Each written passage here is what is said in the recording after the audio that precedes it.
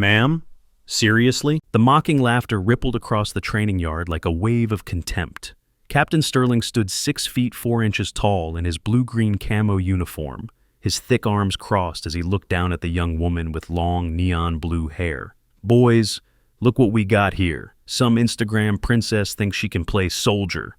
Raven Blackwood remained perfectly still. Her deep V-neck military green t-shirt and dark army pants made her look completely out of place among the 23 muscular recruits surrounding her. The worn brown combat boots on her feet seemed to be the only thing about her that belonged here. 23 pairs of eyes locked onto her, waiting for any reaction, any sign of weakness they could pounce on. Ma'am wants to be a SEAL? Cade stepped forward from the group, his smile cold and calculating. There was something about the way he moved, too smooth, too practiced, that didn't match the supposed nervousness of a new trainee. Maybe she should head back to yoga class first. The laughter exploded around them. Raven tilted her head slightly, her eyes sweeping across each face with an expression that gave away nothing. Sterling raised his hand for silence, and the yard went quiet instantly. Listen up, princess. This ain't no sorority house. Buds breaks real men. You? He shrugged his massive shoulders. You'll be crying for mommy in 10 minutes. 5 minutes, Colt shouted from the back row, his voice dripping with disdain. I bet she quits during warm-ups. Raven took 3 steps towards Sterling, her old combat boots creating a rhythmic crunch on the gravel. The distance between them narrowed to just 3 feet. The air suddenly felt different, charged with something nobody could quite identify. Permission to begin training, sir? Her voice was soft, almost a whisper, but it carried across the silent yard. Sterling burst out laughing, the sound harsh and grating. Permission? Oh, you're polite. That's cute. Sure, ma'am. Let's see how long you last. But there was something in the way she stood, spine straight yet relaxed, hands loose at her sides but somehow ready, that made a few of the older trainees furrow their brows. Dutch, a weathered 40-year-old who had served 2 tours before deciding to try for the SEALs, noticed how her weight was perfectly balanced on both feet, how her breathing remained steady despite being surrounded by hostility. In 20 minutes, this training ground would witness something that had never happened in the entire history of the Navy SEALs. The California sun beat down mercilessly on Naval Base Coronado as Sterling led the group toward the obstacle course. Raven walked at the back, her neon blue hair catching the light like an exotic bird among ravens. The other trainees kept glancing back at her, snickering and whispering. Check this out, Cade said to the trainee next to him, loud enough for everyone to hear. Princess probably thinks this is like one of those mud runs civilians pay to do on weekends. Yeah, where they get a medal just for showing up, another trainee added, earning more laughter. Raven's hand unconsciously moved to her chest, fingers brushing against something under her shirt. Dog tags that clinked softly against something else metallic. She caught herself and dropped her hand immediately, but Dutch had noticed. His eyes narrowed slightly. Standard dog tags didn't make that particular sound. The obstacle course stretched out before them like a torture device designed by someone who truly understood human limits. Rope climbs, wall scalings, barbed wire crawls, balance beams over mud pits, each element precisely calculated to break bodies and spirits. All right, listen up, Sterling barked. This course has broken Olympic athletes. It's destroyed Division I football players. And they were all men who came here prepared. He turned to look directly at Raven. But hey, maybe our Instagram model here will surprise us all. Maybe she'll make it past the first rope. As Raven studied the course, her trained eye immediately caught multiple problems. The rope climb angle was off by 15 degrees, enough to cause unnecessary rotator cuff strain. The landing zones hadn't been properly maintained, increasing impact injuries by 40%. Most concerning, she noticed a support beam on the cargo net that showed stress fractures. These weren't just oversights. This was negligence that could end careers. Equipment assignments, Sterling announced, pulling out a clipboard. Johnson, you get Kit 7. Martinez, Kit 12. Thompson, Kit 3. He went through the list, assigning each trainee their gear. When he reached the end, he looked at Raven with a smirk. Oh, almost forgot about you, ma'am. You get Kit 29. Several trainees exchanged glances. Everyone knew Kit 29 was the reject pile. Frayed straps, worn padding, equipment that should have been retired years ago. It was what they gave to people they wanted to fail. Raven walked him over to the equipment shed and picked up the assigned kit without complaint. The tactical vest was at least 2 sizes too large, the helmet had a crack running along the left side, and the gloves had holes in 3 fingers. She put everything on methodically, adjusting straps with practiced efficiency that she tried to make look clumsy. "Look at that," Colt laughed. "She's swimming in that vest. This is going to be hilarious." But Dutch noticed something else. The way she'd checked each buckle, the specific order she'd tightened the straps, the automatic way she'd tested the helmet's chin strap tension. These weren't the movements of a beginner. These were muscle memories. But before we see what happens next, hit that subscribe button right now. Because what you're about to witness isn't just another military story. It's about uncovering deadly secrets hidden in plain sight. Every view helps us expose more untold stories of unsung heroes. Click subscribe and ring that bell. You don't want to miss the shocking revelation coming up. Sterling blew his whistle. "First exercise, Trainee Blackwood, since you asked so politely for permission earlier, you get to demonstrate the rope climb for everyone." The rope hung 30 feet high, no knots, no assistance, just raw grip strength and technique. Raven approached it while the other trainees formed a semicircle, most of them already pulling out their phones to record what they assumed would be a spectacular failure. She gripped the rope, and for a moment, she almost started the correct SEAL technique, the J-hook footlock that would have her at the top in 15 seconds. But she caught herself, deliberately fumbling with her foot placement, making it look like she was struggling to figure out how to even begin. "Come on, ma'am," Sterling shouted mockingly. "Your yoga instructor never taught you this one?" Raven began climbing slowly, deliberately inefficiently, using far more upper body strength than necessary. To the untrained eye, she looked like someone barely managing, but Dutch saw the control in every movement, the way she was actually making it harder on herself by avoiding the proper technique. Halfway up, she let herself slip a few inches, earning gasps and laughter from below. But in that split second of the slip, her body had automatically shifted into perfect form before she forced herself back into the awkward climbing position. $20 says she doesn't make it to the top," someone shouted. "50 says she falls in the next 10 seconds, another voice added. Raven reached the top, touched the beam, and came down even more slowly, landing with what looked like exhausted relief, but was actually perfect impact distribution across her joints. Her breathing appeared labored, but Dutch noticed her pulse at her neck was barely elevated. "Well, congratulations, ma'am," Sterling said sarcastically. "You've successfully completed what our actual warriors do as a warm-up. Only took you 3 times as long."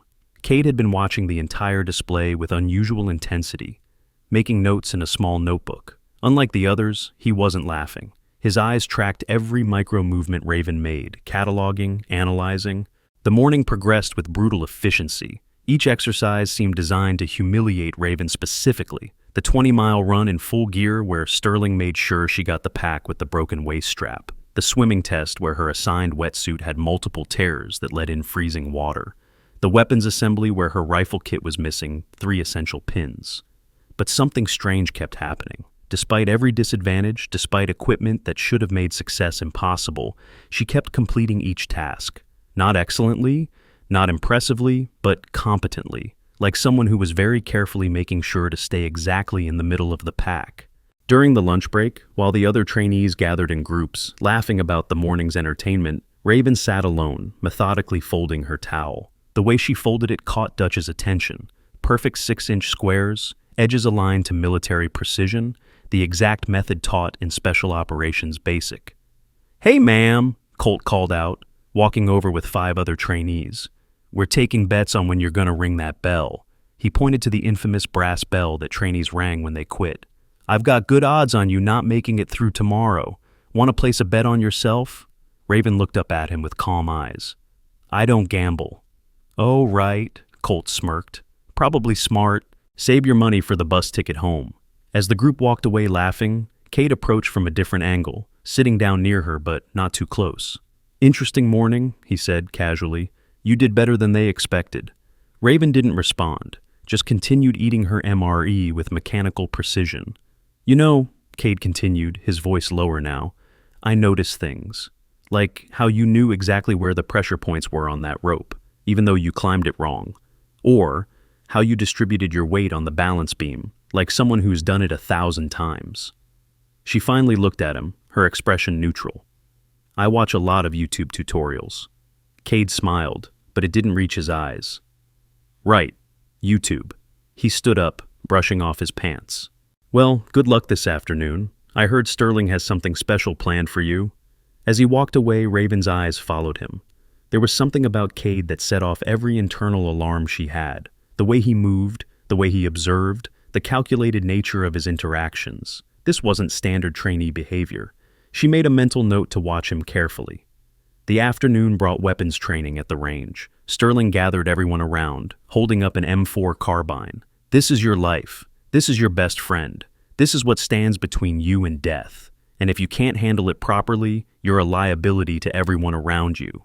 He demonstrated the proper disassembly and reassembly, his hands moving with practiced efficiency. Time standard is 2 minutes for complete breakdown and rebuild. SEALs do it in under 60 seconds. Let's see what our diverse group of trainees can manage. The weapons were distributed, and again, Raven received equipment that had seen better days. Her rifle had rust spots, a sticky trigger mechanism, and the bolt carrier group was caked with old carbon buildup that should have been cleaned years ago. 3 minutes on the clock, Sterling announced. "Begin!" The sound of metal on metal filled the air as trainees began breaking down their weapons. Raven started slowly, appearing to study each piece like she'd never seen it before, but her fingers found every pin, every component, with subtle precision. She could have stripped this weapon blindfolded in 30 seconds, could have done it in complete darkness while under fire, had done it in complete darkness while under fire. But instead, she fumbled, she hesitated, she made it look like a struggle. Raven's tactical smartwatch beeped softly, heart rate 58 beats per minute during maximum exertion. Military-grade fitness trackers now use advanced biometric sensors originally developed for special forces. These devices monitor stress hormones, oxygen saturation, and muscle fatigue in real time. Modern versions even predict injury risk 72 hours in advance, helping elite athletes and warriors maintain peak performance without breakdown. "Time!" Sterling called. Most trainees had completed the task, their weapons laid out in proper order. Raven was still working on the last few components, finally finishing 15 seconds late. "Well, ma'am, looks like you'd be dead in the field," Sterling announced loudly. "When seconds count, you're minutes behind." "Actually, Captain," Raven said quietly, her first real pushback of the day, "this weapon has several serious maintenance issues. The carbon buildup alone could cause a malfunction, and the trigger spring tension is off by—" "Excuses," Sterling cut her off. "A real warrior adapts to any condition. You think enemy combatants are going to wait while you complain about equipment?" "No, sir," Raven replied, her voice steady. "But sending soldiers into combat with compromised equipment is—" "Are you questioning my authority, trainee?" Sterling stepped closer, using his height advantage to loom over her. "No, sir. Simply making an observation about safety protocols." "Safety?" Sterling laughed harshly. "This is SEAL training, not a corporate team-building retreat. If you can't handle a little rust, you don't belong here." Dutch watched the exchange with growing interest. The way Raven had identified those issues so quickly, the specific technical language she'd used, that wasn't from YouTube tutorials. That was from experience. The next exercise was long-range marksmanship. The targets were set at 500 yards, difficult even for experienced shooters. Wind was picking up from the west at 12 knots, adding another layer of complexity. 10 rounds each, Sterling instructed. Qualifying score is 7 hits in the target zone. SEALs don't miss. Raven was assigned lane 13, with a rifle whose scope hadn't been properly zeroed. She noticed immediately the elevation was off by 3 clicks, windage by 2. Any competent instructor would have caught this during equipment inspection. This wasn't just negligence anymore. This was deliberate sabotage. She took her position, prone on the ground, and made a show of struggling to find a comfortable shooting position. But muscle memory betrayed her for a fraction of a second, her body automatically sliding into perfect form before she caught herself and adjusted to something more amateur. The first shot went wide right, as she knew it would with the mis-zeroed scope, but she watched where it hit, calculating the actual offset. The second shot was closer. By the third shot, she was compensating perfectly for the equipment failure, but deliberately varying her accuracy to avoid suspicion. 5 hits out of 10, Sterling announced when she finished. Barely passing, though I'm surprised you hit anything at all with that stance. "Lucky shots," Cade said from the next lane over, but his eyes were narrowed, watching her with the intensity of someone who recognized what they were seeing. He'd noticed how her breathing pattern matched advanced sniper training, how she'd naturally found her natural point of aim, despite pretending not to know what she was doing. As the afternoon wore on, Raven documented everything in a small notebook during water breaks. The live rounds mixed in with training blanks in Box 7, the structural damage to the fast rope tower that could cause catastrophic failure under full load, the improper storage of smoke grenades next to live ordnance. Each violation she noted could cost lives. "What are you writing there, ma'am?" Sterling snatched the notebook from her hands. "Dear Diary, today was hard." He flipped through the pages, his expression darkening as he saw the detailed technical notes. "What is this?" "Safety observations, sir," Raven replied calmly. "Multiple violations of Naval Safety Standards sections." "This is ridiculous." Sterling threw the notebook back at her, papers scattering. "You've been here one day and you think you know better than instructors who've been doing this for years?" "Sir, with respect, that fast rope tower..." "Enough." Sterling's face was red now. "You want to ring that bell? Because I can make this a lot worse for you." "No, sir," Raven said quietly, kneeling to collect her scattered notes. As she picked up the papers, several trainees noticed her hands. The calluses weren't from CrossFit or rock climbing. They were specific, positioned exactly where a rifle stock would rest, where rope burns would form from fast roping, where weapon manipulation would leave its marks. Night navigation was the final exercise of the day. Teams of 2, except Sterling made sure Raven went alone. "Since you're so good at observations, ma'am, let's see how you do in the dark by yourself." The course was 12 miles through rough terrain, with 6 checkpoints to hit in sequence. Most teams would take 3 to 4 hours. Raven was given a compass that she immediately recognized as being off by 15 degrees, another piece of sabotaged equipment. She set off into the darkness, and once she was out of sight of the base, her entire demeanor changed. Her movements became fluid, efficient, silent. She corrected for the compass error automatically, her pace steady and ground-eating. She knew this terrain, not from training here, but from understanding land navigation at an instinctive level. At checkpoint 3, she deliberately took a wrong turn, adding 30 minutes to her time. At checkpoint 5, she sat down for 20 minutes, making it look like she was lost if anyone was tracking her GPS. But even with these deliberate delays, she finished in 2 hours and 40 minutes. Slow by SEAL standards, fast for a supposed beginner. When she arrived back at base, Sterling was waiting with Cade and several other instructors. 2 hours and 40 minutes, Sterling announced. Surprisingly quick for someone who got lost twice. "I had a good compass," Raven lied, knowing he knew about the sabotaged equipment. "Right," Sterling said slowly. "Report to barracks. 0500 hours tomorrow. We'll see if day 2 breaks you." As Raven walked toward the barracks, she passed Dutch, who was sitting outside smoking a cigarette, a habit he had picked up in Afghanistan and couldn't shake.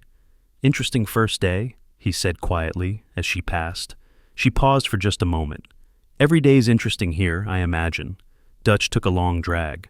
"You know, I served with someone once who moved like you do when you think no one's watching. Ghost Unit 7. Ever heard of them?" Raven's expression didn't change. "No. Sounds like something from a video game." Dutch smiled slightly. "Yeah, probably." But as she walked away, he noticed the slight tension in her shoulders, the almost imperceptible hesitation in her step. He'd hit a nerve. In the barracks, while the other trainees were showering and preparing for sleep, Cade was in the corner on his phone, speaking quietly in a language that definitely wasn't English. Russian, maybe, or something Eastern European. When he noticed Raven looking, he quickly ended the call and smiled at her. "Calling home," he explained. "Family worries." Raven nodded and turned away, but she'd caught enough words to know he wasn't talking to family. He'd been reporting to someone, giving details about the day's training, about the trainees, about her. As lights out approached, Raven lay in her bunk, staring at the ceiling. Tomorrow would be harder. Sterling would push more, Cade would watch closer, and maintaining her cover would become increasingly difficult. But she had a job to do. The corruption and negligence here went deeper than just bad equipment. Lives were at stake. She reached under her shirt and pulled out the dog tags, along with the ring that hung with them. A heavy silver signet ring with the Sterling family crest. Colonel Sterling Sr. had given it to her in Kandahar, just before the mission that would claim his life. "Look after my boy," he'd said. "He's stubborn like his mother, proud like me. He'll need guidance, though he'll never ask for it." Now his son was running a training program that was getting people hurt, possibly killed. And somewhere in this base, there was something bigger happening. Cade's presence confirmed that. Foreign intelligence didn't embed agents in SEAL training unless there was something worth stealing or destroying.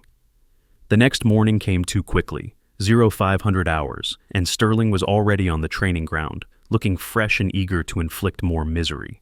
The trainees gathered in formation, several of them moving stiffly from yesterday's exercises. "Good morning, warriors," Sterling called out with mock enthusiasm. "And good morning, ma'am. I'm surprised to see you're still here." "Where else would I be, sir?" Raven responded evenly. "Well, 40% of our female candidates ring out on day 1. You're already beating the statistics. Let's see how you handle day 2. The morning started with pool competency. The combat training pool was 50 meters long, 15 feet deep, and currently 62 degrees Fahrenheit. Cold enough to shock the system, not cold enough to cause immediate hypothermia. "Drown proofing," Sterling announced. "Hands and feet bound, stay afloat for 20 minutes, retrieve objects from the bottom with your teeth.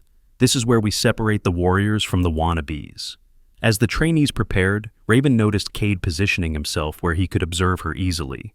He was being less subtle now, his interest more obvious. She'd have to be even more careful. The restraints were zip ties, tight enough to restrict movement but not cut off circulation. Raven let the instructors tie hers extra tight, Sterling personally checking to make sure she had no advantages. They entered the water in groups of 5. The cold hit like a sledgehammer, forcing air from lungs, making muscles contract. Raven let herself sink initially, making it look like panic before finding her rhythm. The technique was all about controlled breathing and minimal movement, using the body's natural buoyancy. She'd done this exercise in water, so cold ice was forming on the surface, had done it in full gear, had done it while instructors tried to pull her under. But she made it look like a struggle, gasping more than necessary, letting herself sink lower than optimal, constantly fighting instead of flowing with the water. 10 minutes in, one trainee started genuinely struggling. His breathing was becoming erratic, his movements increasingly desperate. The instructors were watching but not moving yet. They'd let him go until the last safe moment. Raven made a decision. She maneuvered closer to him, using her body position to create a small current that pushed him toward the edge where he could grab the wall if needed. It looked accidental, like random movement in the water, but it was precisely calculated. The trainee grabbed the edge, disqualifying himself but staying safe. Sterling shot Raven a suspicious look, but couldn't prove anything. "Ma'am," he called out, "retrieve the weight from the bottom, 20 pounds, center of the pool." This required sinking 15 feet, locating the weight in murky water, gripping it with teeth, and swimming back up. With bound hands and feet, it was one of the most challenging exercises in the program. Raven hyperventilated slightly, not enough to actually help, but enough to look like she was trying to prepare. She dove, letting herself sink inefficiently, using more energy than necessary. At the bottom, she pretended to search for the weight, even though she'd marked its location the moment she entered the pool. Gripping it with her teeth, she started up, but halfway she deliberately released it, letting it fall back to the bottom. Gasps came from above water as she surfaced empty-mouthed. "Again," Sterling ordered. "SEALs don't fail." The second attempt, she succeeded, but took nearly 90 seconds, slow by any standard. When she surfaced with the weight, Sterling was right there at pool's edge. "Pathetic," he said loudly. "My grandmother could have done that faster." If you're shocked by what's happening so far, smash that like button. This story gets even more intense. Share this with someone who loves military mysteries. They need to see what real courage looks like when everything is stacked against you. After the pool evolution, they moved to combat training. Hand-to-hand, close-quarters combat, the kind of fighting that happened when weapons failed, and survival came down to who wanted it more. "Partner up," Instructor Pike called out. He was a compact man with scarred hands and a nose that had been broken multiple times. "We're doing strike drills, then grappling, control, and submission." Nobody wanted to partner with Raven. Finally, Pike pointed at Colt. "You two, let's see what happens when size meets determination." Colt outweighed Raven by 80 pounds, all of it muscle. He stepped into the ring with a confident smirk. "I'll go easy on you, ma'am. Wouldn't want to break a nail." The drill was simple. 3-minute rounds, strikes allowed to body only, submissions legal. Pike blew the whistle to start. Colt came in fast, throwing a jab that Raven awkwardly dodged. But in that awkward dodge, she'd actually set up perfect positioning for a counterstrike. She didn't take it, instead stumbling backward, looking overwhelmed. "Come on, ma'am," Colt taunted, throwing another combination. "At least try to hit me." Raven threw what looked like a wild haymaker, deliberately telegraphed and slow. Colt easily avoided it and landed a body shot that knocked her back. But Dutch, watching from the sidelines, noticed something. When Colt's punch landed, Raven had already shifted her weight to absorb it perfectly. What looked like her being knocked off balance was actually her rolling with the impact to minimize damage. The round continued with Colt dominating, landing shots, while Raven seemed to barely survive. But she never took a clean hit, always moving just enough to turn solid strikes into glancing blows. In the second round, grappling, Colt took her down immediately. On the ground, he had every advantage: size, strength, position. But somehow, Raven kept escaping. Every time he nearly had a submission locked in, she'd find the one angle, the single movement that would slip the hold. It looked desperate, panicked, but it was technical perfection disguised as luck. "She's slippery," Colt grunted, trying to secure an armbar. "Like a fish," Pike observed, but his eyes were narrowed. He'd seen something in one of those escapes, a technique taught only in advanced special operations courses. After combat training came the classroom, tactical planning, and mission briefing procedures. This should have been Raven's chance to rest, but Sterling had other plans. "Blackwood," he announced as everyone took their seats, "since you're so good at identifying problems, why don't you plan a mission for us? Simple extraction scenario." He pulled up a map on the screen. An urban environment, hostile territory, one high-value target, limited resources. "You have 15 minutes. Brief us on your extraction plan." This was a trap. The scenario he had given her was actually impossible with the stated resources. Any real operator would know that immediately. If she pointed it out, she'd reveal training no civilian should have. If she tried to plan it anyway, she'd look incompetent. Raven stood at the front of the room, studying the map. She saw the trap immediately. The extraction point was in a dead zone, no air support possible, ground routes compromised, timeline too tight for the distance. This was a scenario designed to teach trainees that sometimes missions couldn't be accomplished as briefed, but instead of pointing this out, she began planning something deliberately mediocre. "We could approach from the north," she said, pointing at the worst possible route. "Use the main road for speed." "The main road?" Sterling interrupted. "Through the hostile checkpoint?" "We could go around it?" Snickers from the trainees. Sterling was smiling now, thinking he had her. Raven continued with her intentionally flawed plan, making rookie mistakes that anyone with basic tactical knowledge would avoid. But as she spoke, she subtly incorporated small details that only someone with real experience would know. The way she mentioned time zones affecting guard shifts, how she casually noted the moon phase would affect visibility, the offhand comment about prevailing winds affecting helicopter noise carry. Cade caught every one of these details, his pen moving quickly across his notepad. When Raven finished her deliberately bad briefing, he raised his hand. "Interesting plan," he said slowly, "but I'm curious why you mentioned the moon phase. That seems like an advanced consideration for someone without experience." Raven shrugged. "I read it in a book. Tom Clancy, I think." "Tom Clancy," Cade repeated, his tone making it clear he didn't believe her. "Right. The investigation revealed training accidents cost the military millions annually. Specialized military insurance now covers training injuries, PTSD treatment, and family support during deployment. New policies include career transition assistance and lifetime medical benefits. Veterans receive priority processing and reduced premiums.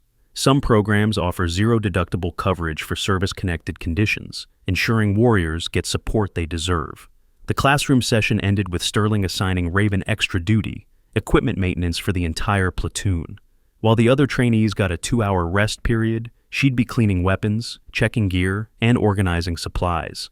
"Maybe if you spend some time with proper equipment, you'll stop making excuses about yours," Sterling said as he handed her the duty roster. In the equipment room, alone for the first time all day, Raven allowed herself to work at normal speed. Her hands flew over the weapons, disassembling, cleaning, and reassembling with mechanical precision. She'd cleaned thousands of weapons, could do it in her sleep, had done it in her sleep during particularly long operations. As she worked, she inspected each piece of equipment carefully. The problems were worse than she'd initially thought. It wasn't just negligence. Someone was deliberately maintaining equipment at substandard levels. Frayed ropes that would fail under specific loads. compromised carabiners with stress fractures painted over, ammunition mixed in ways that could cause catastrophic failures. She documented everything in her notebook, using a shorthand code that would look like random scribbles to anyone else. This went beyond Sterling's ego or incompetence. This was systematic sabotage. Finding more problems? Raven spun around to find Cade standing in the doorway. She hadn't heard him approach. Another red flag. Trainees didn't move that quietly. "Just doing my duty," she replied, continuing to clean a rifle. Cade walked closer, picking up one of the weapons she'd already cleaned. "You know, the way you clean this, it's perfect. Too perfect for someone who just learned yesterday." "I'm a quick learner." "No," Cade said softly, setting the weapon down. "You're something else. The question is what? And why are you hiding it?"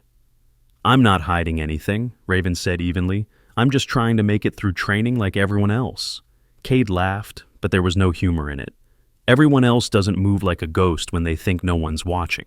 Everyone else doesn't identify equipment failures that would take an armorer years of experience to spot. Everyone else doesn't accidentally use perfect special operations techniques and then pretend they didn't. Raven set down the weapon she was cleaning and looked directly at him. "What do you want?" "I want to know who you really are," Cade said, stepping closer. "Because I don't think you're here for the reason everyone thinks. And depending on your answer, we might be able to help each other." Before Raven could respond, Dutch appeared in the doorway. "Everything all right here?" Cade stepped back smoothly. "Just checking on our trainee's progress. She's very thorough." He walked out without another word, but his message was clear. He was watching, and he knew she was more than she appeared. Dutch waited until Cade was gone, then said quietly, "That one's trouble. Something off about him." "Something off about a lot of things here," Raven replied carefully. Dutch nodded slowly. "Yeah, been noticing that myself. Equipment failures, training accidents that shouldn't happen, and now we've got someone who cleans weapons like a 20-year armorer but claims to be new." He gave her a meaningful look. Interesting times. After he left, Raven continued her work, but her mind was racing. Cade was definitely intelligence, probably foreign. His interest in her meant either he suspected who she was or he thought she might be an asset he could turn. Either way, he was dangerous. The afternoon brought demolitions training, C4, date cord, improvised explosives, dangerous material that required absolute attention to safety protocols. As they gathered at the demolitions range, Raven noticed immediately that the safety distances were wrong. The blast shields were positioned at angles that would channel overpressure incorrectly. And most concerning, the demolition instructor was measuring out charges by a STI rather than using the required scales. "Today you learn what makes things go boom," the instructor, Sergeant Hayes, announced. He was young, maybe 28, with the kind of cavalier attitude toward explosives that got people killed. C4 plastic explosive, stable until you hit it with a detonator, then it'll turn anything into confetti. He demonstrated shaping a charge, but Raven saw him use nearly twice the necessary amount. In a confined space, that kind of overcharge could be lethal to the operator. "Blackwood," Sterling called out, "you're up first. Let's see if you can handle something that actually requires precision." Raven was handed a block of C4 and told to prepare a breaching charge for a standard reinforced door. The correct amount was 1.5 pounds, shaped specifically to direct the blast forward.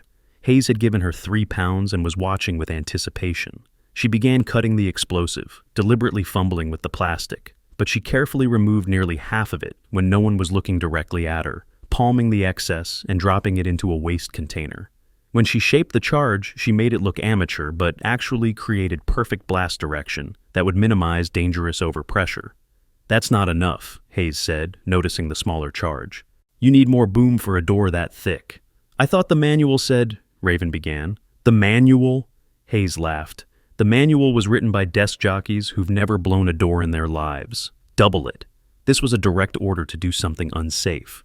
Raven hesitated, knowing that doubling the charge could injure anyone within 30 feet when it detonated. "Problem, trainee?" Sterling stepped in.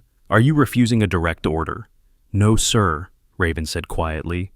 She added more C4, but shaped it in a way that would direct most of the additional blast upward, away from the operators.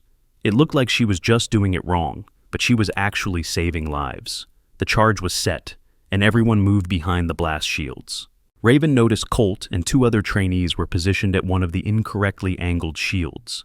She casually walked past them, accidentally bumping the shield and shifting it just enough to provide proper protection. "Watch it, ma'am," Colt snapped. "Sorry," she muttered, but the shield was now correctly positioned. The detonation was massive, far larger than necessary, but Raven's shaping had worked. The blast went mostly up and forward, rattling everyone but causing no injuries. Hayes looked disappointed. "Lucky placement," he muttered. "Next time won't be so clean." As the training continued, Raven watched Cade work with the explosives. His hands were too familiar with the materials, too comfortable. He shaped charges with the efficiency of someone who'd done it operationally, not just in training. When he set his detonator, she noticed he used a specific technique she'd only seen used by Eastern European special forces. During a water break, she overheard him speaking on his phone again, this time in what she was certain was Russian. He mentioned packages and timeline, and something about confirmation from Moscow. When he saw her watching, he ended the call immediately. "Private conversation," he said with a cold smile. "Private location," she countered, gesturing at the open training area. His smile widened. "You know, Blackwood, you're either the luckiest amateur I've ever seen, or you're playing a very dangerous game. Either way, I find you interesting." Before she could respond, Sterling called everyone back. The final exercise of the day was a timed obstacle course, but this time with a twist, full combat load, weapon in hand, and targets to engage throughout. "This simulates a real combat environment," Sterling announced. "You're moving through hostile territory, engaging targets of opportunity while maintaining speed. Failure to hit a target adds 30 seconds to your time. Failure to complete an obstacle adds a minute. Falling off an obstacle is automatic failure." The course was brutal. Rope climbs with 50 pounds of gear, wall scalings with a rifle, balance beams while engaging pop-up targets, mud, crawls under barbed wire that was set lower than regulation. Raven went fifth.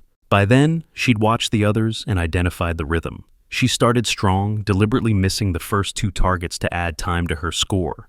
On the rope climb, she let herself struggle visibly, though her actual effort was minimal. Halfway through, at the balance beam section, targets started popping up rapidly. This was where most trainees failed, trying to maintain balance while accurately engaging targets. Raven had done this exact course layout in 3 different countries, could run it backward in the dark. She engaged the targets, missing just enough to seem average, hitting just enough to avoid suspicion. But on one target, muscle memory took over for a split second. She executed a perfect Mozambique drill, 2 to the chest, 1 to the head, faster than conscious thought. Dutch saw it, Pike saw it, and definitely Cade saw it. "Lucky shots," Sterling called out, but even he looked uncertain now. Raven finished the course in middle of the pack time, but the damage was done. Too many people had seen too many small things that didn't add up. The facade was cracking.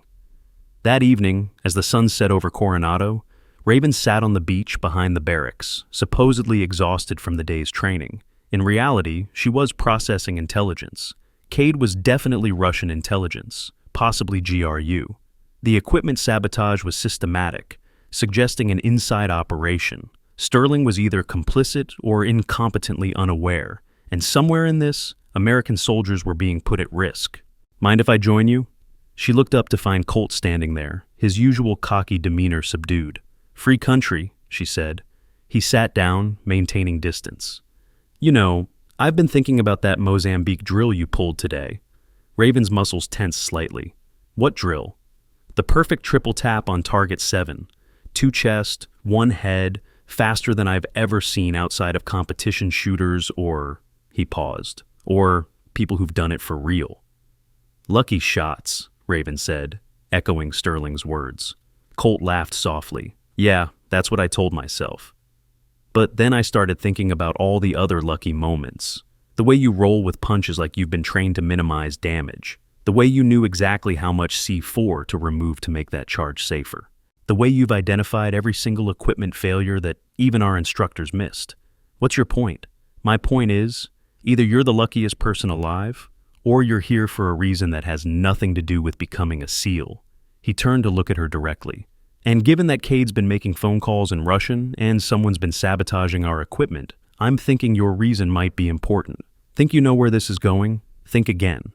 Drop a comment with your prediction before the big reveal. And if you want more stories of hidden warriors, that subscribe button is waiting. The truth is about to explode. Raven studied him for a long moment. Colt had been antagonistic from the start, but now she saw something else in his eyes. Genuine concern for his fellow trainees, for the integrity of the program. Hypothetically, she said carefully, if someone was here to investigate serious problems, would you help or hinder? Hypothetically, Colt considered. I'd want to know people were safe. I'd want to know our training wasn't compromised. I'd want to know why my buddy Johnson broke his back last month on a rope that shouldn't have failed. Johnson was your friend? Is my friend, Colt corrected. He's paralyzed from the waist down. 23 years old, wanted to be a SEAL since he was 5, and now he'll never walk again because a rope that was supposedly inspected failed at 30% of its rated load. Raven filed this information away. A rope failing at 30% meant deliberate sabotage, cutting specific load-bearing fibers while leaving the outer sheath intact. I'm sorry about your friend, she said genuinely. Yeah, well, sorry doesn't get him his legs back. Colt stood up, brushing sand off his pants. But if someone were here to stop it from happening again, hypothetically, I'd make sure they knew about the storage locker in Building 7, where Sterling keeps files he doesn't want anyone to see, hypothetically. He walked away, leaving Raven alone with this new intelligence.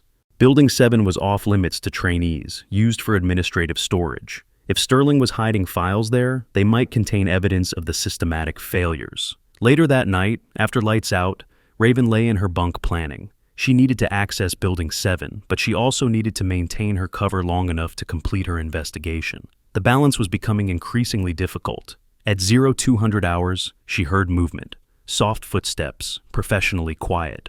She remained still, breathing steadily, feigning sleep. Through barely opened eyes, she saw Cade moving through the barracks. He stopped at her bunk, watching her for nearly 30 seconds. Then he moved to her gear, quickly and efficiently planting something in her ruck. After he returned to his bunk, Raven waited another hour before carefully checking her gear.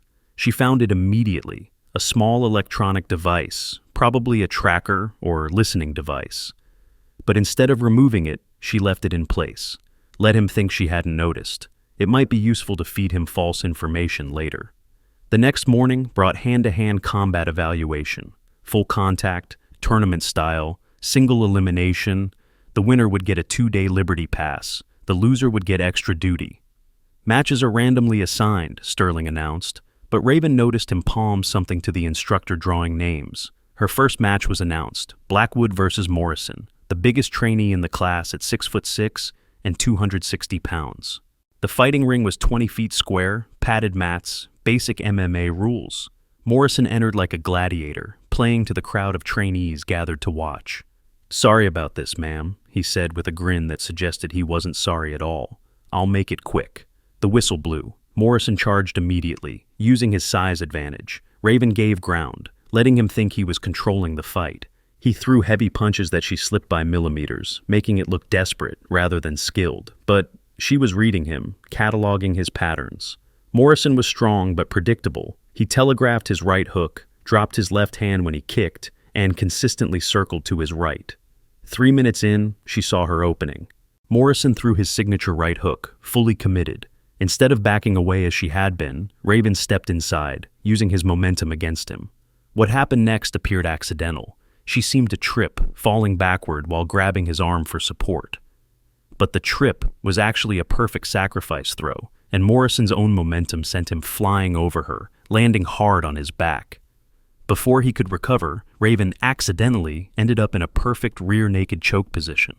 Morrison tapped out in seconds, as much from surprise as from the choke. The crowd was silent for a moment, then erupted in mixed reactions. Some cheered the upset, others claimed it was pure luck. "Lucky throw," Sterling said loudly. "Morrison, you should be embarrassed. You let your guard down."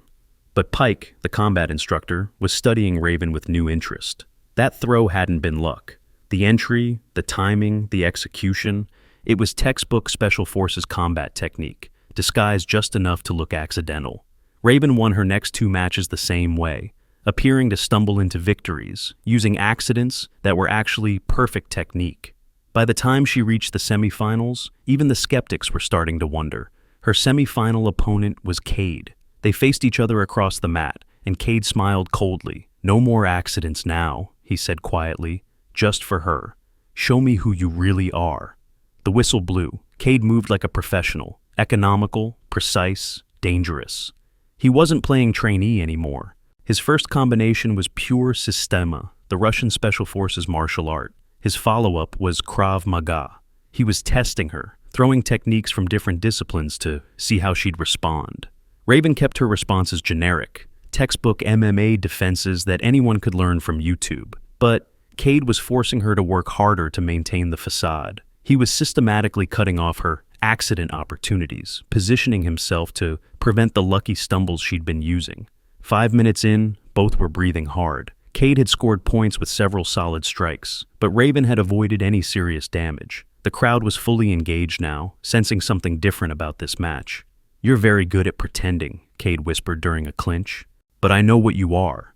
He threw a combination that was pure Spetsnaz, Russian Special Forces. Without thinking, Raven countered with the exact defense taught to counter that specific attack, a technique only taught in American Special Operations schools.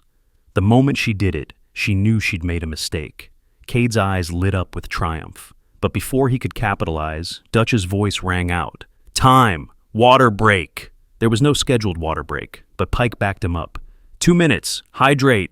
Raven walked to the corner, mind racing. She'd just confirmed Cade's suspicions. But maybe that wasn't entirely bad. If he thought he had her figured out, he might make his own mistake. When the match resumed, Cade was overconfident. He came in aggressive, sure he had the psychological advantage. But Raven had made a decision. She needed to end this before he could expose her more. She let him drive her toward the edge of the mat, appearing overwhelmed. At the last second, as he threw a high kick designed to knock her out of bounds, she dropped levels faster than should have been possible, sweeping his supporting leg while using his kicked leg's momentum to spin him. Cade hit the mat hard, and before he could recover, Raven had an armbar locked in. But as she applied pressure, he said something in Russian, something that made her blood run cold. "They have your old team." She hesitated for just a fraction of a second, but it was enough. Cade reversed the position, ending up on top. But the damage was done. Everyone had seen her hesitation, had seen the recognition in her eyes when he spoke Russian. The match ended with Cade winning on points, but the victory was hollow. Too many questions were now in the air. "Interesting match," Sterling said, looking between them with suspicious eyes. "Seems like our ma'am understands Russian. Hidden talents keep appearing." After the tournament, Raven was assigned to afternoon watch duty, 4 hours alone manning the entry checkpoint to the training area. It was meant to be boring, isolating duty, but it gave her the opportunity she needed. At 1400 hours, she left her post briefly, supposedly for a bathroom break. In reality, she made her way to Building 7. The lock was electronic, but older model. It took her 45 seconds to bypass it using a paperclip and the metal clip from a pen, skills that definitely were not on YouTube. Inside, she found Sterling's hidden files. What she discovered was worse than she'd imagined. Equipment purchase orders that didn't match delivered items, with the difference in money diverted to offshore accounts. Inspection reports that were forgeries, signed off by people who didn't exist. And most damning, correspondence with a defense contractor who was providing substandard equipment at premium prices, with Sterling getting a cut. But there was more. Some of the correspondence mentioned "our friend," ensuring that certain equipment failures would occur at specific times. The friend was unnamed, but the timing of the failures corresponded with when sensitive training operations were occurring, operations that foreign intelligence would very much like to observe failing. She photographed everything with a concealed camera, then carefully replaced the files exactly as she'd found them. As she was leaving, she heard voices approaching, Sterling and someone else. Raven moved quickly but silently, exiting through a window just as the front door opened. She dropped into a roll, coming up behind a dumpster as Sterling and Cade entered the building. Their conversation carried through the thin walls. "She knows," Cade was saying. "The woman is not who she claims." "I don't care who she is," Sterling replied. "As long as she doesn't interfere with our arrangement." She's already interfering. She's documented half the problems. If she reports them, she won't get the chance. Tomorrow's live fire exercise will have an accident. Tragic, but these things happen in training. You're going to kill her? I'm going to let equipment failure kill her, just like Johnson, just like the others who got too curious. You've done your part, made sure the right equipment fails at the right time. I'll handle the rest." Raven had heard enough. She made her way back to her post, mind processing this information. Sterling wasn't just incompetent or greedy, he was actively murdering trainees who threatened his operation. And Cade was helping him, though apparently murder was where he drew the line. That evening, she found Dutch cleaning his weapon outside the barracks. She sat down near him, not speaking at first. "Heard you had an interesting match with our Russian friend," Dutch said quietly. "You know he's Russian?" Dutch smiled slightly. 20 years in the service, you learn to recognize types. That boy's GRU if I ever saw it. Question is, what's a nice girl like you doing recognizing Spetsnaz combat techniques? Raven made a decision. Dutch had been around long enough to recognize the truth, and she needed an ally. "Hypothetically," she said, "if someone was here investigating training deaths that weren't accidents, what would you do?" Dutch's hands never stopped cleaning his weapon. "Hypothetically, I'd mention that I keep copies of all incident reports in my footlocker, including the ones that got changed after the fact. And I'd mention that Sergeant Hayes, our explosive happy demolitions instructor, has been meeting with Cade late at night near the ammunition storage. That's very specific for a hypothetical. Well, I'm a specific kind of hypothetical helper." Dutch assembled his weapon with practiced ease. "I joined the SEALs because I believe in something. Honor, integrity, protecting those who can't protect themselves. If someone's dishonoring that, betraying that, then they're my enemy, regardless of what uniform they wear." Military tribunal procedures followed strict protocols Raven knew by heart. Online law programs now offer specialized military justice courses, teaching JAG procedures and court-martial defense. Veterans receive full scholarships for these certifications. Distance learning platforms provide 24/7 access to case law databases and expert instructors. Completion rates exceed 90% for service members. The next morning, 0400 hours, Sterling announced the live fire exercise with barely contained excitement.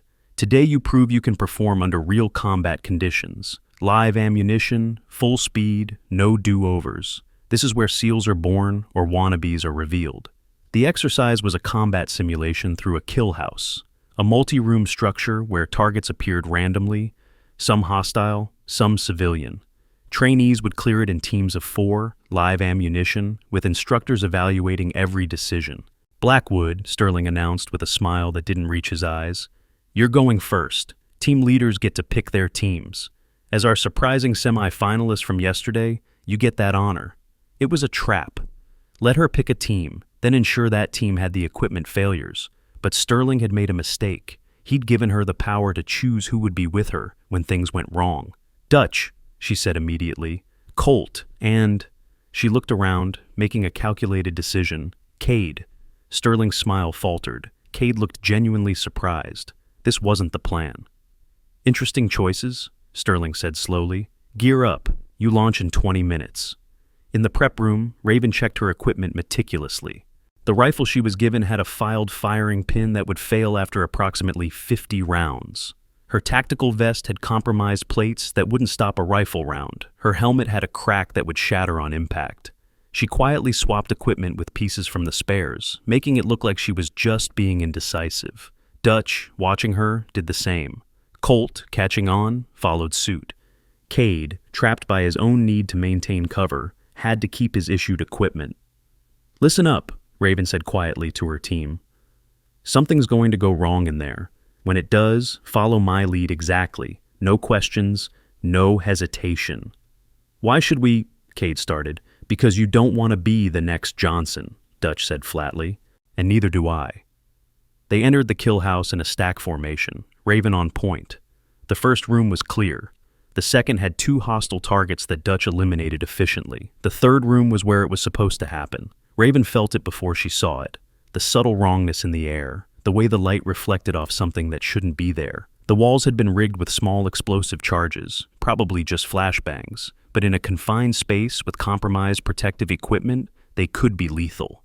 "Down!" she yelled, grabbing Cade and pulling him to the floor just as the charges detonated.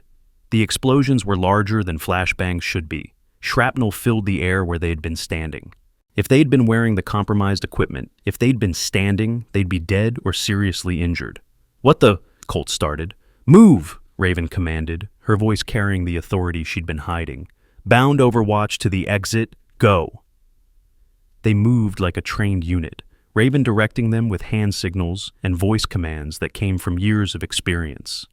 No more pretense, no more hiding. Lives were at stake. They cleared the kill house in record time, emerging to find Sterling and the other instructors waiting. Sterling's face was pale, shocked. This wasn't how it was supposed to go. "Time," Pike announced. 4 minutes 30 seconds. That's a course record. "There were explosives in there," Dutch said loudly, making sure everyone heard. "Charges on the walls. That wasn't part of the exercise." "Training accident," Sterling said quickly. "Sometimes equipment malfunctions." "This is nonsense," Raven said, stepping forward. "Those charges were deliberately placed, just like the rifle with the filed firing pin, the vest with compromised plates, the helmet designed to fail." She pulled off her helmet, showing the crack, just like the rope that failed and paralyzed Johnson. "You're out of line, trainee," Sterling shouted. "You have no proof." Actually, she does. Everyone turned to see a man in a Naval Criminal Investigative Service uniform walking toward them, followed by 6 agents. "Special Agent Riley, NCIS. We've been monitoring this situation thanks to Commander Blackwood's reports." The silence that followed was deafening. Sterling's face went from pale to ashen. "Commander?" Raven reached up and tore open her shirt, where Cade's attack had loosened the fabric. The massive buffalo tattoo was exposed, the horns extending across her chest, with Ghost Unit 7 inscribed beneath it. On the chain around her neck, clearly visible now, hung the Sterling family crest ring. Dutch snapped to attention, rendering a perfect salute. Several other trainees followed suit. Colt's mouth hung open in shock. "Commander Raven Blackwood," she said, her voice carrying the authority she'd been suppressing. "Ghost Unit 7, former training officer for SEAL Team 6. And," she looked directly at Sterling, "your father's commanding officer in Afghanistan." Sterling staggered backward. You're the ghost, the one he talked about, the one who held him while he died," Raven said quietly. "After he saved my entire unit. He asked me to look after you, to make sure you became the man he knew you could be." Her voice hardened. "Instead, I find you dishonoring everything he stood for, murdering trainees for money." I never meant," Sterling began. "Save it for the court-martial," Agent Riley said, nodding to his team. 2 agents moved towards Sterling with handcuffs, but Cade moved faster. The gun appeared in his hand from nowhere, pointed directly at Raven. "Nobody moves," he said, his accent fully Russian now. "This operation has taken too much time and resources to fail now." "GRU?" Raven asked calmly. "FSB, actually," Cade replied. "Though I'm impressed you recognize the techniques. You really are Ghost Unit 7. And you're really going to shoot me in front of 30 witnesses and federal agents? I'm going to complete my mission. The systematic degradation of American Special Forces training was just the beginning. The intelligence I've gathered, the weaknesses I've documented, worth more than any of our lives." "Except you made one mistake," Raven said. "What's that?" "You assumed I came alone." The red dot appeared on Cade's forehead before he heard the rifle's report. He dropped instantly, the gun falling from nerveless fingers. On the roof of the adjacent building, a sniper in full gear lowered his rifle. "Like I said," Raven continued, as if nothing had happened, "Ghost Unit 7, we never work alone." Sterling was in handcuffs now, tears streaming down his face. "My father would be so ashamed." Raven walked over to him, close enough that only he could hear. "Your father was a hero. He died saving lives. You chose to take them for money, but he also believed in redemption. The question is, do you?" "I'll testify," Sterling said brokenly. "Everything. The contractor, the offshore accounts, all of it. I got in so deep, I couldn't see a way out." If this story gave you chills, hit like and subscribe for more. Check out our next video about a female pilot who landed a damaged fighter jet blindfolded. Link in the description. Share this story. Everyone needs to know her name. The aftermath was swift. Hayes was arrested trying to flee the base. The corrupt contractor's entire network was exposed. 15 other training facilities were found to have similar arrangements, all traced back to a foreign intelligence operation designed to weaken American military readiness. As the federal agents processed the scene, Colt approached Raven. "So, everything, the stumbling, the failures, the lucky accidents, all an act?" "The best lies contain truth," Raven replied. "I was struggling not to show what I could really do." Why didn't you just come in officially? Because whoever was doing this would have disappeared. I needed them to think I was weak, irrelevant, not worth watching carefully. She paused. Your friend Johnson, he's going to get the best treatment available. Full recovery isn't impossible with new spinal procedures. The Navy owes him that much. Dutch walked over, still processing everything. Ghost Unit 7. I heard rumors, but you're all supposed to be dead. That's the point, Raven said with a slight smile. Hard to hunt ghosts. So what now? Colt asked. You disappear again?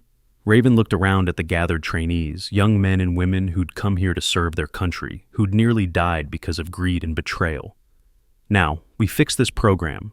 Every base, every training facility, every piece of equipment gets inspected. Real instructors, real standards, real honor restored. She picked up the ring hanging around her neck. I made a promise to a dying hero. It's time I kept it.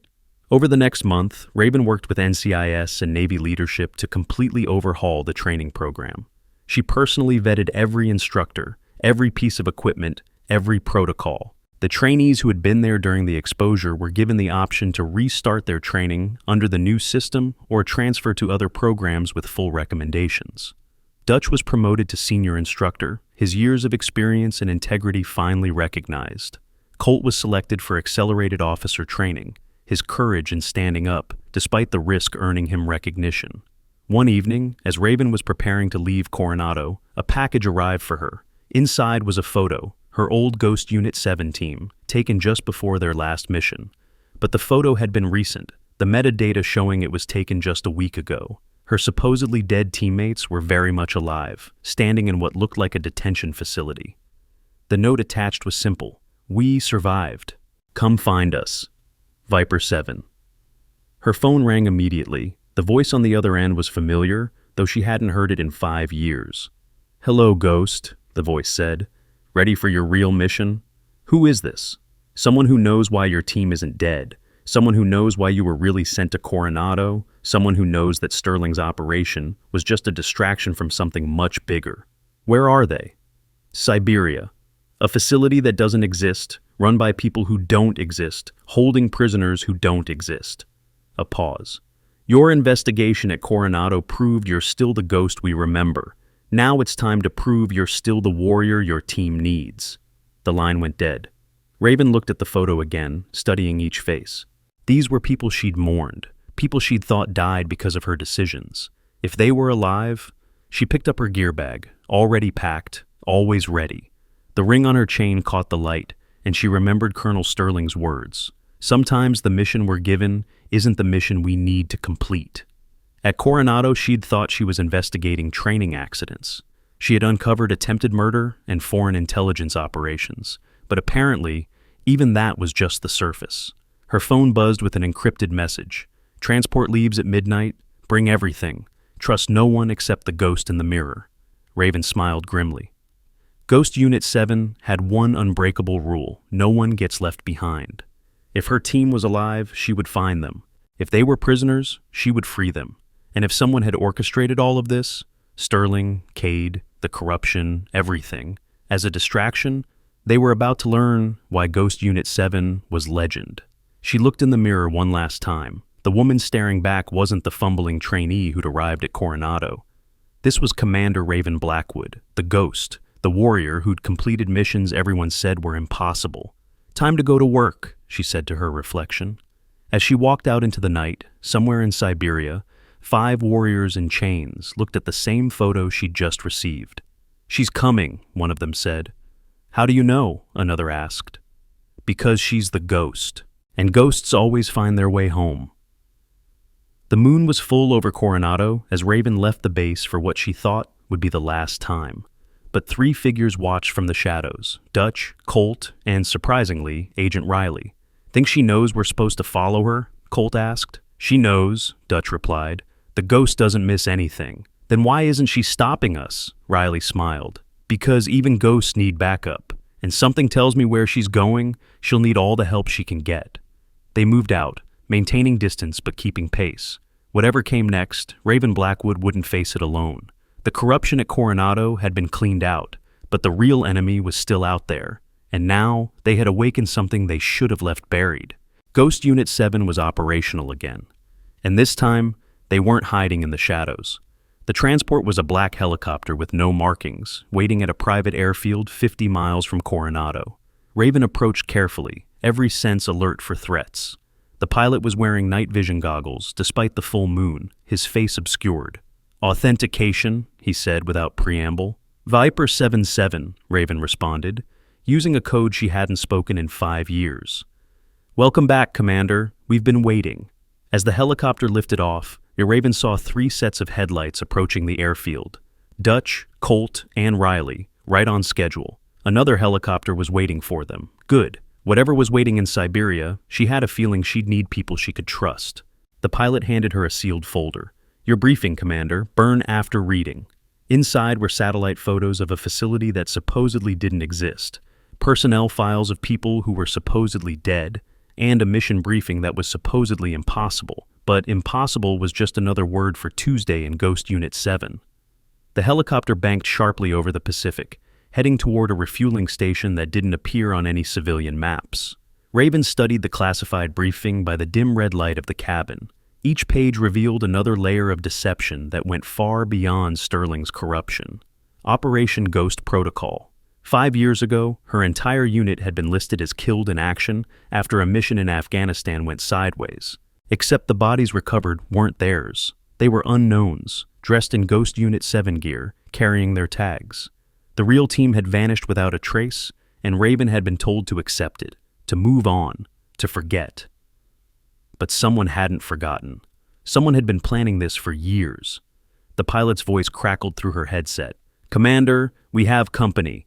3 birds matching our vector." "Let them come," Raven replied. "They're with me." "Ma'am, my orders are—" "Your orders are to get me where I need to go. Those 3 helicopters are part of that plan now." The pilot said nothing more, but she could feel his disapproval. Good soldiers followed orders, but the best soldiers knew when orders needed to be flexible. That was the difference between regular forces and Ghost Unit 7. They understood that sometimes the mission evolved in real time. Her secure phone buzzed. Dutch's number. "Fancy seeing you here," his voice came through encrypted. "You should have stayed at Coronado," Raven said, though she was glad he hadn't. "With respect, Commander, that's a load of crap. You knew we'd follow. You counted on it." He was right, of course. The moment she'd seen them watching from the shadows, she had adjusted her plan. Whatever was waiting in Siberia, having backup she trusted was worth the risk of involving them. "Rules of engagement?" Dutch asked. "There are none. This doesn't exist. We don't exist. Anyone who gets in the way of extracting my team is a combatant." "Understood."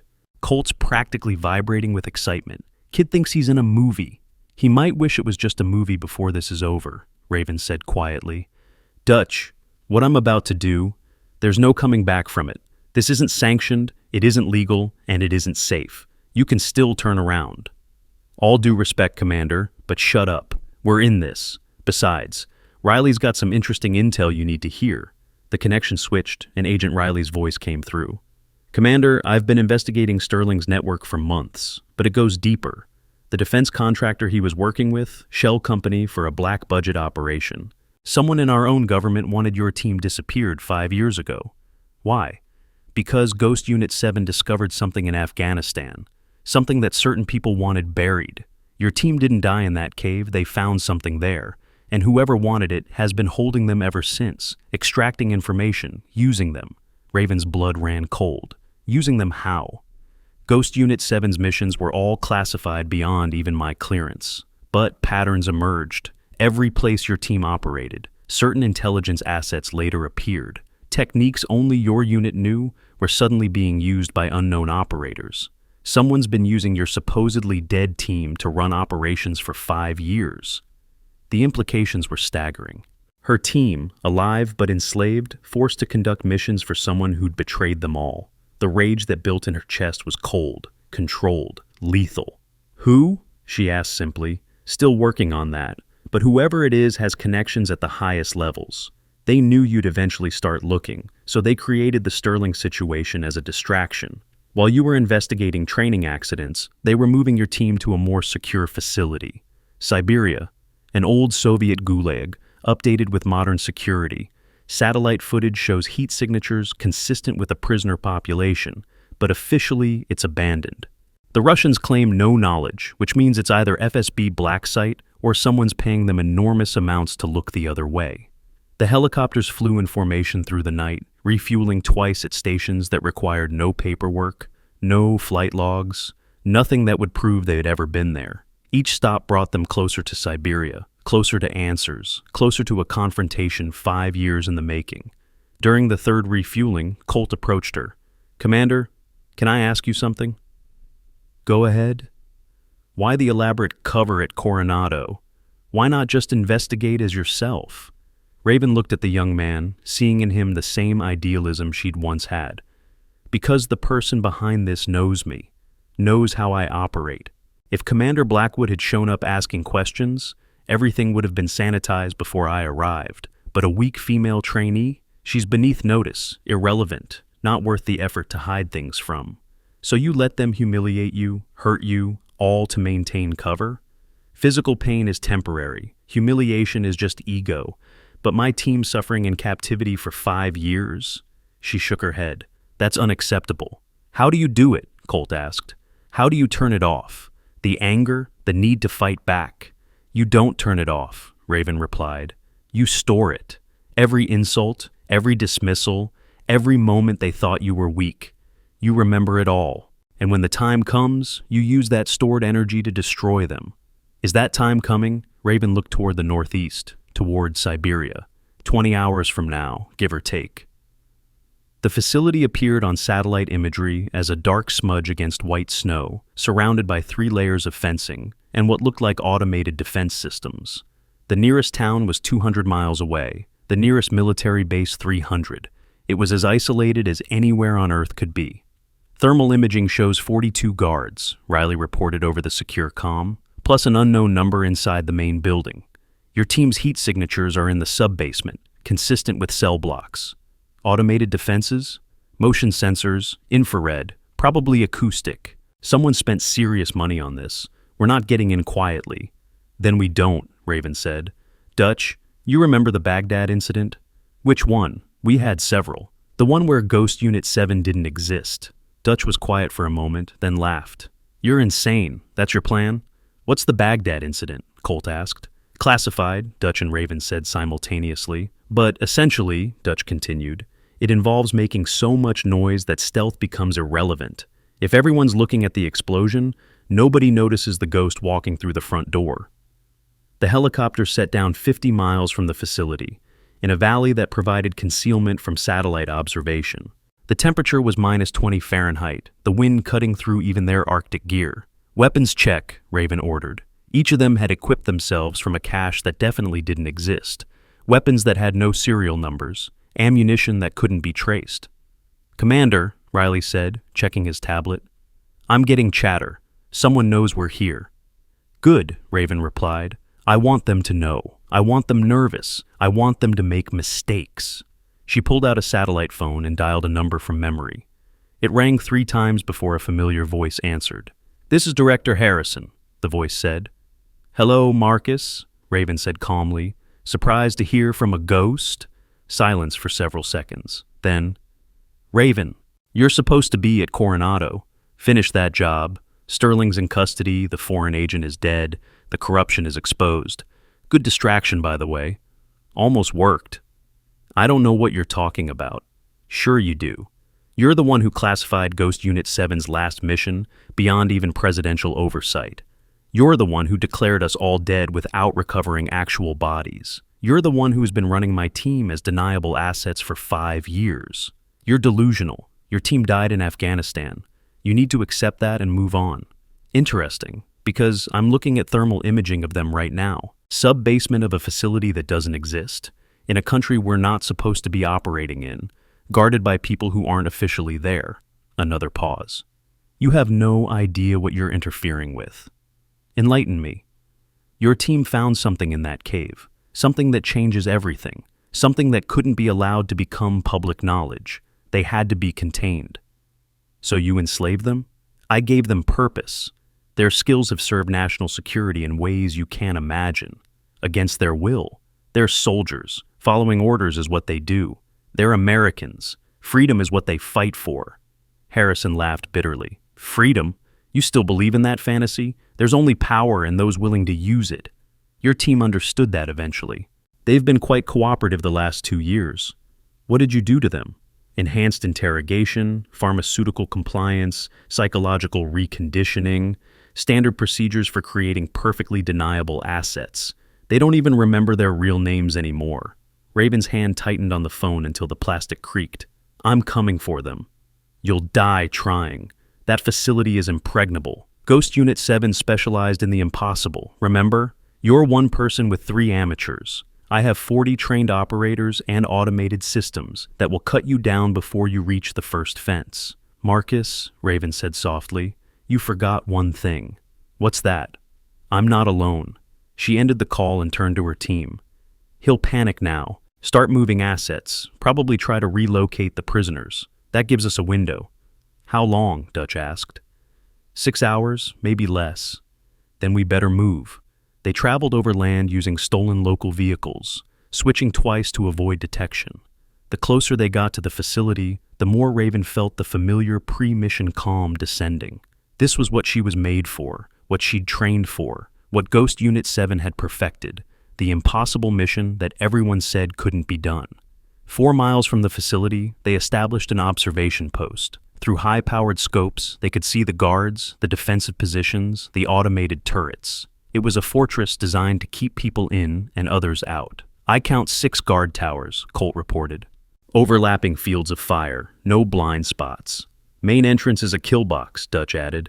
Anyone approaching gets caught in crossfire from 3 positions. Good thing we're not using the main entrance, Raven said. She pulled out a tablet showing the facility's original blueprints from its Soviet era. Waste disposal tunnel predates the modern renovations. They installed a grate and sensors, but the tunnel itself is still there. Probably booby-trapped, Riley observed. Definitely booby-trapped, Raven agreed. But traps are designed for people trying to sneak in, not for people announcing their arrival. She stood up, shouldering a rocket launcher that definitely wasn't supposed to be in civilian hands. Gentlemen, time for the Baghdad solution.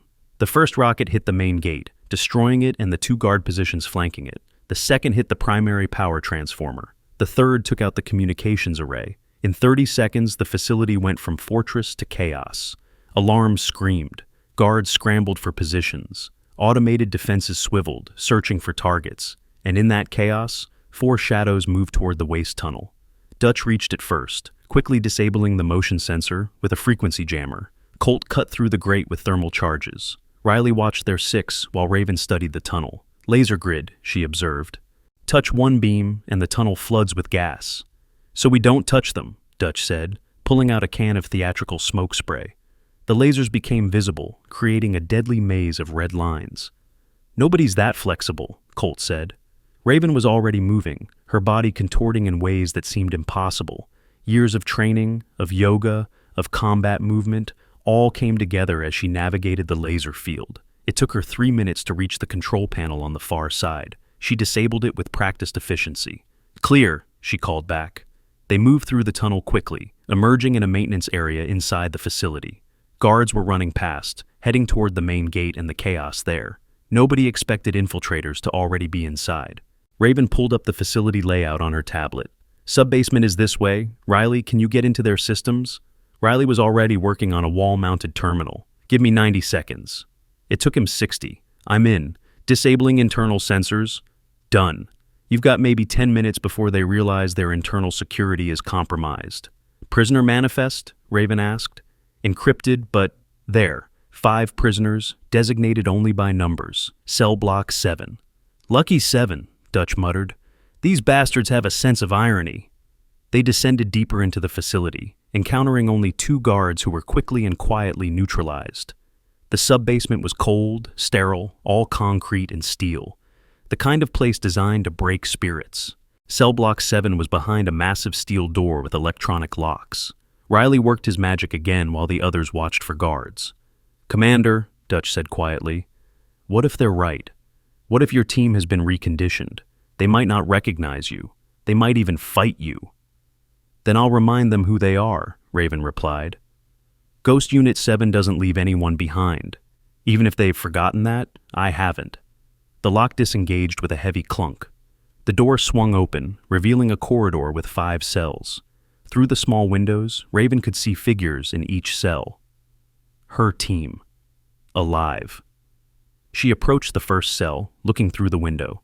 The man inside was thin, scarred, his head shaved, but she recognized the tattoo on his neck, a serpent eating its own tail, the symbol he'd gotten after their first mission together. "Viper," she called softly. The man looked up, his eyes vacant at first. Then something flickered. Recognition? Hope? "Open them all," she ordered wryly. The cells opened simultaneously. 5 figures emerged slowly, cautiously, like animals that had been caged too long. They were all there. Viper, Phoenix, Titan, Spectre, and Reaper. Her team. Changed, damaged, but alive. "Who are you?" Viper asked, his voice hoarse from disuse. Raven pulled up her sleeve, showing her own tattoo, a ghost wrapped in the American flag, with 7 stars beneath it, the symbol of their unit, something only they would recognize. "I'm your commander," she said, "and I'm taking you home." "Home?" Phoenix, a woman with burn scars covering half her face, laughed bitterly. "We don't have a home. We're dead, remember?" "You were never dead to me," Raven said, "and now it's time to prove it to everyone else." An explosion rocked the facility. The distraction at the main gate was escalating. They needed to move. "Can you fight?" Raven asked her team. Titan, still massive despite years of captivity, cracked his knuckles. "We never forgot how to fight. They made sure of that. Used us for their dirty work." "Then let's make them regret it," Raven said, handing out weapons Dutch had been carrying. The escape route was compromised. Guards had figured out the infiltration and were converging on their position. What followed was Ghost Unit 7 at their most lethal. 5 years of suppressed rage unleashed in controlled violence. They moved as a unit, muscle memory overcoming psychological conditioning.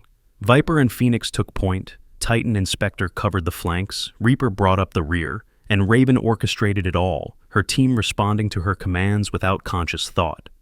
"Contact left," Dutch called out. "Reaper, suppress. Titan, flank right. Execute." The movements were fluid, perfect, deadly. Guard positions were overrun before they could properly respond. The team that had been considered the most elite special operations unit in American history was proving why that reputation existed. They fought their way to the motor pool, where Colt had already secured vehicles. As they loaded up, Viper grabbed Raven's arm. "I'm starting to remember," he said. "The cave, what we found. They couldn't let it get out." "What was it?" Raven asked. "Evidence. Proof that certain operations, certain deaths, were orchestrated by our own people. War crimes covered up. Allies betrayed. 20 years of lies, all documented in that cave. Where's the evidence now? In my head. All our heads. They made us memorize it before they destroyed the originals. That's why they couldn't kill us. We're the only proof that exists." Another explosion, closer this time. The facility's quick reaction force had arrived. "Everyone mount up," Raven ordered. "We're leaving!" The convoy burst through what remained of the main gate, racing across the frozen terrain. Behind them, the facility burned, Harrison's secret prison exposed to satellite imagery that would have the world asking questions. They drove for hours, switching vehicles twice more, before reaching an extraction point where a cargo plane waited. Not American military. This was a favor called in from contacts that operated in the gray areas of international law. As they boarded, Raven's satellite phone rang. Harrison again. "You have no idea what you've done," he said. "I brought my people home. You've exposed national security secrets that will destroy alliances, end careers, put operations at risk." "Then maybe those alliances shouldn't have been built on lies," Raven replied. "Maybe those careers should end. Maybe those operations shouldn't exist. The world isn't black and white, Commander. Sometimes we have to do terrible things for the greater good. Enslaving American soldiers isn't the greater good, it's treason. You'll never prove it. The facility is destroyed. There's no evidence." Raven looked at her team, all 5 of them now starting to remember who they were, what they'd endured, what they knew. "We are the evidence, Marcus. 5 witnesses to your Kremlin, and we have perfect recall of everything in that cave, thanks to your conditioning." Silence on the line. "It's over," Raven continued. You can run, you can hide, you can try to discredit us, but Ghost Unit 7 is back, and we're coming for everyone involved." She ended the call and turned to her team. They looked rough, malnourished, scarred, psychologically damaged. But they were alive, they were free, and they were together. "So, what now, Commander?" Viper asked. "Now we go home, we testify, we expose the truth, and then—" She paused, looking at each of them. "Then we disappear again. Ghost Unit 7 died 5 years ago, remember? Let's keep it that way." "But if the country needs us," Phoenix asked, "then ghosts will answer, but on our terms, not theirs." The plane lifted off, heading toward international waters where they could transfer to a ship, then another plane, creating a trail so complex no one could follow. Behind them, Siberia held the burning ruins of a prison that never existed, full of bodies that would never be identified, evidence of crimes that would never be officially acknowledged. But the truth had a way of surfacing, like ghosts rising from graves. 3 weeks later, Coronado Naval Base had been completely reformed. Dutch was running the training program with integrity and honor. Colt was excelling in officer training, his experience with Raven having shown him what real leadership looked like. Agent Riley had mysteriously disappeared, his reports on Harrison's network somehow making their way to journalists who specialized in government corruption. Raven stood on the same beach where Sterling had first mocked her, watching new recruits struggle through training that was hard but fair, challenging but safe. The ring on her chain caught the sunlight. "You keepin' that?" a voice asked behind her.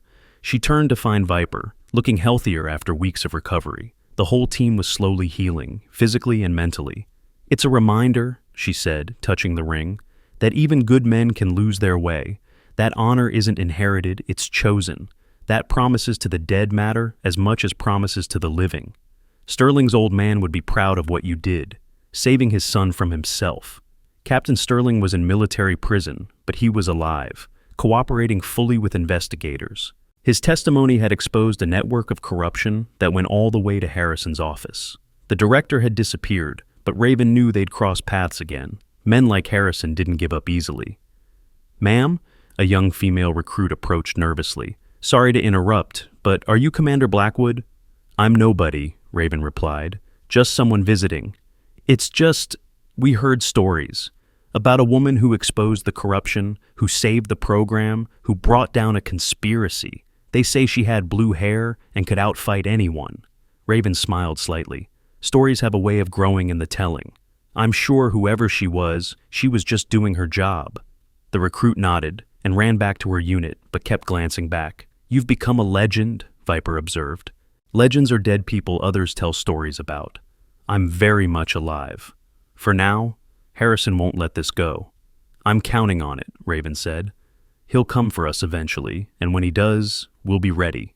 Her phone buzzed with an encrypted message. The source was unknown, the content just coordinates and a time, but attached was a photo that made her blood run cold. Another Ghost Unit operative, one from a different unit, supposedly killed 3 years ago. "How many?" Viper asked, seeing her expression. "How many what? How many other units did Harrison disappear? How many other ghosts are out there, waiting to be found?" Raven showed him the photo. "Looks like we're about to find out." Ghost Unit 7 had one unbreakable rule: no one gets left behind. And now they knew they weren't the only ones who had been left. Harrison's network had been vast, his crimes extensive. Taking him down would require more than just one unit of ghosts. "Call the team," Raven said. "Looks like retirement is postponed. Where are we going?" She looked at the coordinates. "Alaska. Another facility that doesn't exist. More prisoners who aren't supposed to be alive." "This won't end with Harrison," Viper warned. "People like him are symptoms, not the disease. Then we keep fighting until we cure the disease or die trying." As they walked away from the beach, neither noticed the figure watching from the dunes. Agent Riley lowered his binoculars and pulled out his phone. "Sir, they took the bait. They're heading for Alaska." "Good," Harrison's voice replied. "Let them find the others. Let them gather all the evidence in one place. Then we end this permanently." The trap is set. Multiple contingencies. Ghost Unit 7 thinks they're hunters, but they're about to become prey. Riley ended the call and disappeared into the shadows. The game was far from over. In fact, it was just beginning. The war between ghosts and those who would control them was about to escalate. And Coronado, despite being cleaned up, would remain ground zero for a conflict that would determine whether American soldiers were warriors or weapons, heroes or tools, free or forever bound by invisible chains.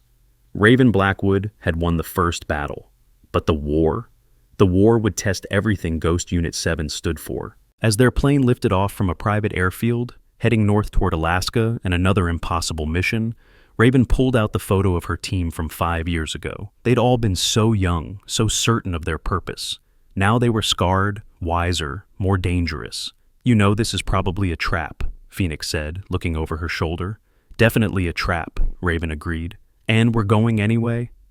"Would you leave fellow soldiers behind just because it's dangerous?" Phoenix smiled, the expression pulling at her burn scars. "Never. Then we go.